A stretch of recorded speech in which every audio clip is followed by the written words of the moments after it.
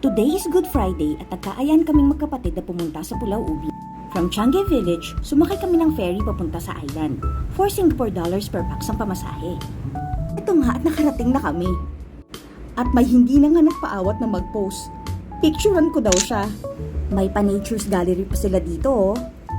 Ayan, nagsimula na nga kaming mamili-mili ng bike para magsimula na kaming makalibot. 10 SGD per rent, pero till 6 PM na. Ang sasaya oh, pero grabe, tirik na tirik ang araw niyan. Yan, sige, panchak, sige lang. At may pa-video po si ate girl oh, bak sumemplang ka.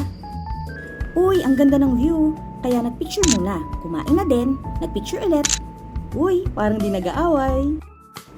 At nakarating na din kami dito sa Chek Jawa Wetlands at nagpark kami ng bike dahil hindi na pwede ang bike sa loob. Pero syempre bago pumasok, umawra muna ulit.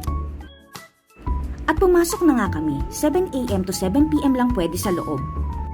At dito nga may pinakamalapit na bilihan ng soft drinks. Isa nga lang kasi $2 lang ang cash namin. Hi! Welcome to our vlog! Kunyari mga vlogger. At nakarating na rin kami sa wakas. Super init pero super ganda. Syempre, pumost kami ulit for the clout. Joke lang, syempre for the memories tayo. Next naman ay umakyat kami sa pagkataas-taas na tower na ito. Di napapagod yarn. Ito naman pala ang makikita eh. Napakagandang view. Sarap ng hangin. Nakaka-relax talaga. Huwag mo lang iisipin yung pagbaba mo ulit. Ay pagod na pala yarn. Di pa dyan natatapos ang lakaran dahil naglakad naman kami sa mangrove trail na ito. Ayan at mga napagod na nga pero nagpicture, humiga, nagpicture ulit, pumost at nagbike na ulit papunta sa sakayan ng ferry. Pero super init pa din. Kaunting pahinga muna bago umuwi.